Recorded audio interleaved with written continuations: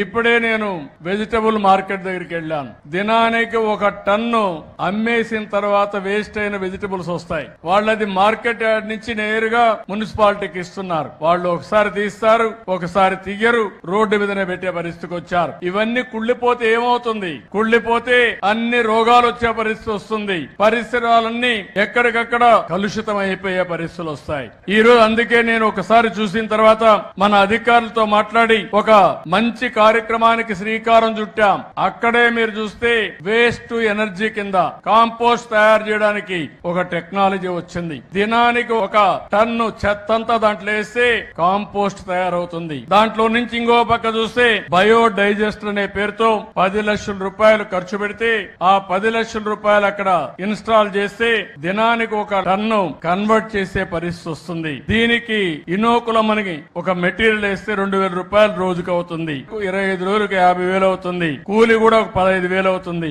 65,000 ఖర్చు పెట్టాలి. ఇందులో 1/3 33% ఎక్కడికక్కడ మీరు చూస్తే మనకు కాంపోస్ట్ ఎరువు వస్తుంది. ఇది అమ్మితే దగ్గర 1,17,000 రూపాయల ఆదాయం వచ్చే పరిస్థితి వస్తుంది. ఇది కాకుండా దాంట్లో నుంచి లీసెట్ అని ఒక లిక్విడ్ వస్తుంది. ఇది మన చెట్లకు కొడితే ఏవైతే ఈ రోజు వచ్చే రోగాలన్నీ కంట్రోల్ చేస్తుంది. ఇది కూడా 26 లీటర్లు వస్తుంది. 650 రూపాయల రేట్ ఉంది. 50 రూపాయలు కమ్మినా 32,500 రూపాయలు వస్తుంది. దీన్ని వర్కౌట్ చేయమన్నా ఒక ప్రయోగంగా ఈ యొక్క వెజిటబుల్ మార్కెట్ దగ్గర పెడతారు. ఇక్కడ సక్సెస్ అయితే ప్రతి ఒక్కది ఇక్కడ పెట్టే పరిస్థితి వస్తుందని చెప్పి కూడా నేను మీకు తెలియజేస్తున్నా.